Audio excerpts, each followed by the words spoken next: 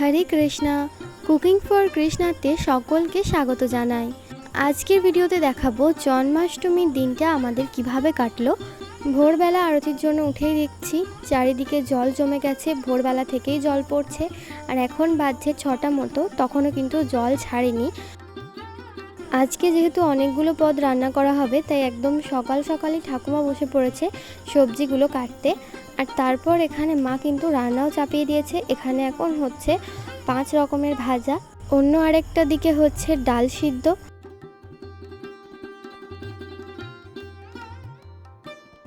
আর হবে পটল আলুর তরকারি। এখনও কিন্তু বৃষ্টি পড়ছে, সারাদিনে কিন্তু একবারও বৃষ্টি থামেনি, সারাদিনই অল্প অল্প বৃষ্টি পড়ে গেছে। তো এখন 9টা মতো বাজছে আর ভগবানকে ভোগ লাগানোর জন্য চলে এসেছি। ভগবানকে এখন ভোগ লাগাচ্ছি কিছু ফল, কালাকাঁদ, হলুদ মুড়ি, চিড়ে ভাজা। এই চিড়ে ভাজাটা আমি বাড়িতেই বানিয়েছি। আর রয়েছে কুচো নিমকি, এটাও কিন্তু আমি বাড়িতেই তৈরি করেছি।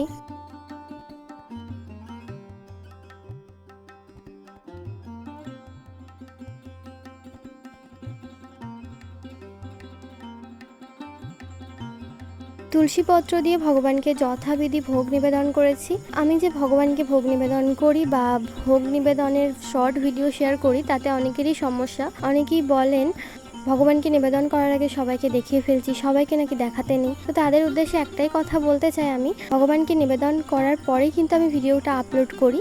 ভোগ দর্শনে কাটে দুর্ভোগ, তাই ভগবানকে নিবেদন করা প্রসাদ অবশ্যই আমাদের দর্শন করা উচিত। দর্শনেও কিন্তু অনেক পুণ্য রয়েছে। তো মায়ের সমস্ত রান্না হয়ে গেছে, এখন রান্নার দায়িত্ব পড়েছে আমার। আমি বানাবো গ্লুটিনের সবজি, পনিরটা ভেজে রেখেছি, নারকেল বাটা দিয়ে পনির বানাবো। আর বানাবো পোলাও, তার জন্য চালটাকে ধুয়ে জল ঝরাতে দিয়েছি।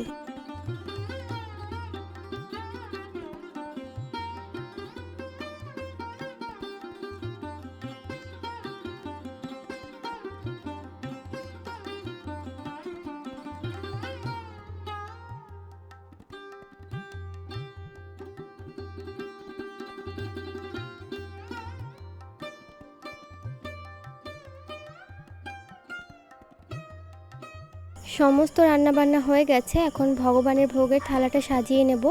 থালার মধ্যে প্রথমেই দিয়ে দিলাম গোবিন্দভোগ চালের পুষ্পান্ন, লুচি, গাজর আলু দিয়ে চপ বানিয়েছিলাম, রয়েছে আলু ভাজা, বিউলির ডালের বড়ি, ঢ্যাঁড়স ভাজা, উচ্ছে ভাজা, বেগুন ভাজা, পটল ভাজা, রয়েছে সাদা অন্ন, পটল আলুর তরকারি, গাজর নারকেল দিয়ে মুগ ডাল,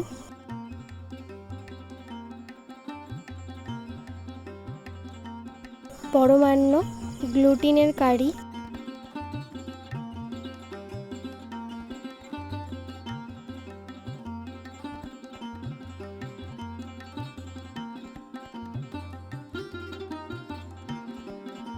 নারকেল বাটা দিয়ে পনির।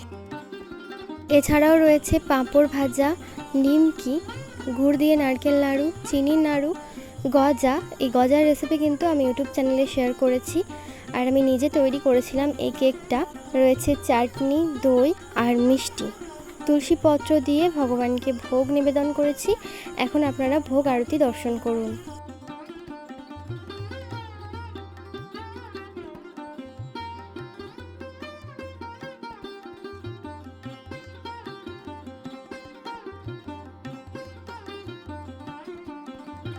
জন্মাষ্টমীর দিনকে রাত 12টা পর্যন্ত সমস্ত ভক্তদেরই উপবাস থাকে। তো আমরা একদম নির্জলাভাবেই সেই উপবাসটা করি। কেউ কেউ চাইলে ফল প্রসাদ গ্রহণ করতে পারে, একাদশীতে যে প্রসাদ গ্রহণ করা হয়। তো আমরা উপবাস থাকলেও সকলে কিন্তু জন্মাষ্টমী ব্রত পালন করে না, তাই ভগবানের মহাপ্রসাদ কিছু জনের মধ্যে প্রত্যেক বছরই আমরা বিতরণ করে থাকি। তো যাই হোক, সেই ভিডিওটা আমার কখনোই করা হয় না।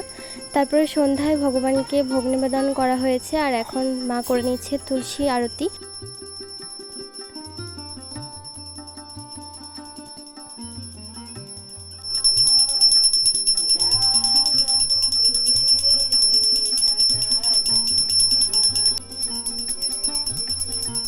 সন্ধ্যাবেলায় ভগবানকে ঘরে তৈরি করা ফুচকা নিবেদন করা হয়েছিল, আপনারা তা দর্শন করুন। এরপর করা হবে রাধা মাধবের আরতি।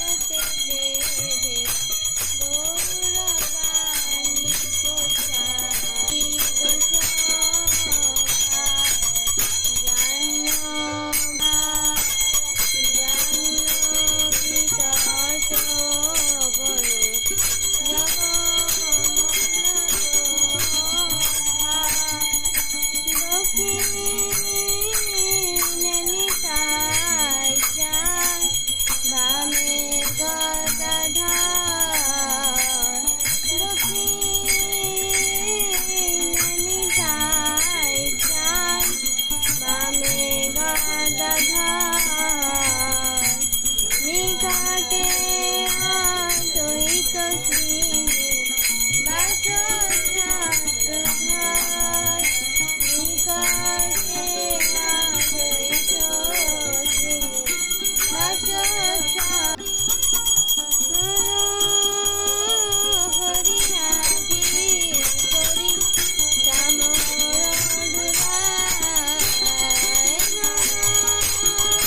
হরি রাধি করি ঘোষা দিগায়, শিব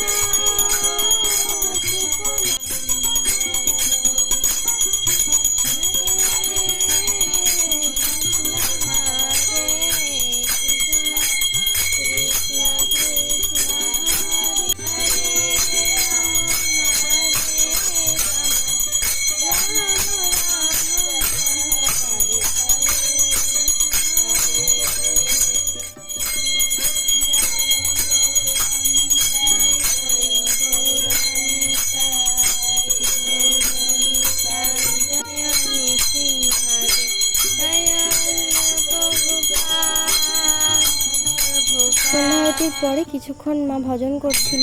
প্রতিদিনই সন্ধ্যায় আমার মা এরকম হরিনাম করতে থাকে।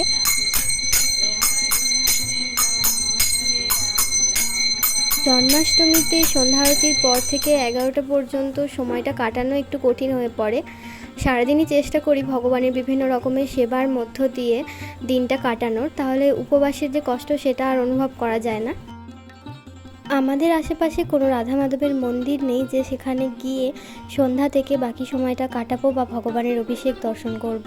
প্রত্যেকবারই ভাবা হয় মায়াপুরে গিয়ে ভগবানের অভিষেক দর্শন করব, আর মন্দিরে যেরকম কীর্তন হয় সেখান থেকে আর উঠে আসতে কখনো ইচ্ছা করবে না। তো এখানে আমরা ভগবানের যে রাত্রে অভিষেক হবে তার জোগাড় করেছি। 108টা করে তুলসীপত্র ভগবানের চরণে দেওয়া হবে, সেটাও রেডি করে রেখেছি। তুলসীপত্রের মালা বানিয়েছি, ভগবানের আরতির জোগাড় করেছি। অভিষেকের পর আরতি করা হবে। মা এখানে ভগবানের আলেখ্যটাকে সেট করে নিচ্ছিল, মালা পরিয়ে রাখছিল। প্রথমে মা, তারপরে আমি একে একে পঞ্চামৃত 5 রকমের ফলের রস দিয়ে ভগবানের অভিষেক করলাম।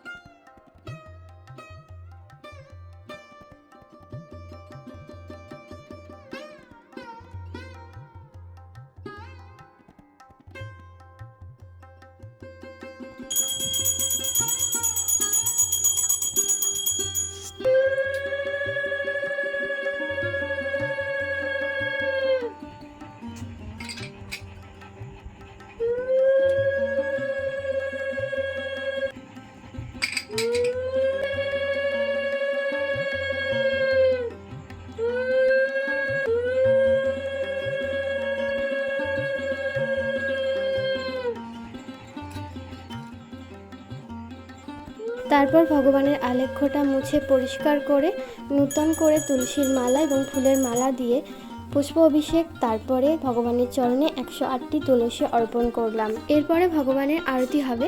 তারপরে ঠিক যখন 12টা বাজবে বা 12টার থেকে একটু বেশি হলেও সমস্যা নেই, ওই সময়ে সমস্ত আলো বন্ধ করে খোল, করতাল, উলুধ্বনি, হরিধ্বনির মাধ্যমে ভগবানকে স্বাগত জানানো হবে।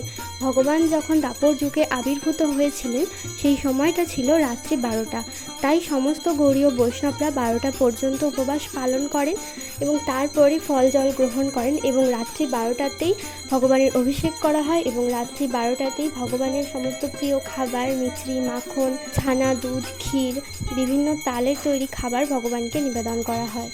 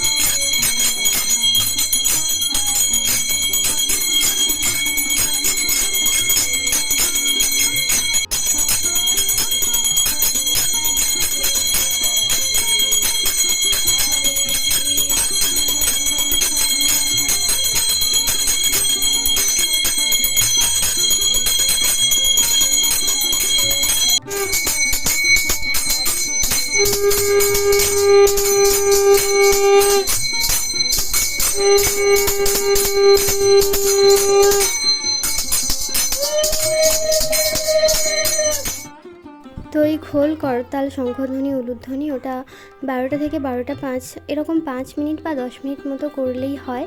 তারপরে ভগবানকে ভোগ নিবেদন করা হয়েছিল। আপনারা ভগবানের দিব্য দর্শন করুন। 2024 সালের জন্মাষ্টমীর দিনটি এভাবেই আমরা নিজেদের গৃহে পালন করেছিলাম। তো এরপরে ঠাকুরঘর পরিষ্কার করে মা ভগবানকে শয়ন দিয়ে দেবে।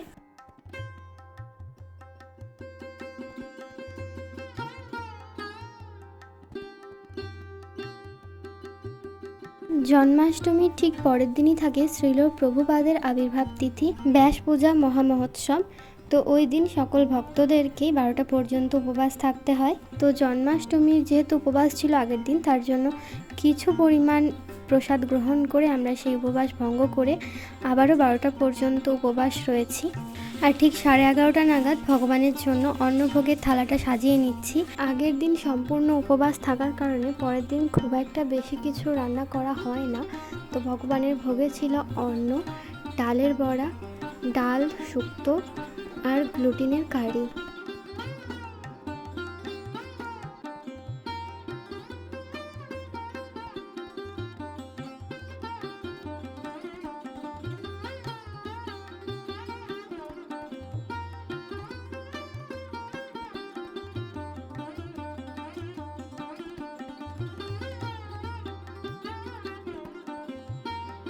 তুলসীপত্র দিয়ে ভগবানকে ভোগ নিবেদন করেছি।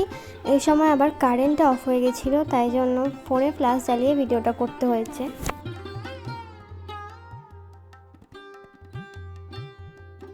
তো এখন আমি আর মা দুজনে প্রসাদ পেতে বসেছি। তো আজকের ভিডিও এই পর্যন্তই। আপনাদের ভিডিওটি কেমন লাগলো অবশ্যই কমেন্ট করে জানাবেন।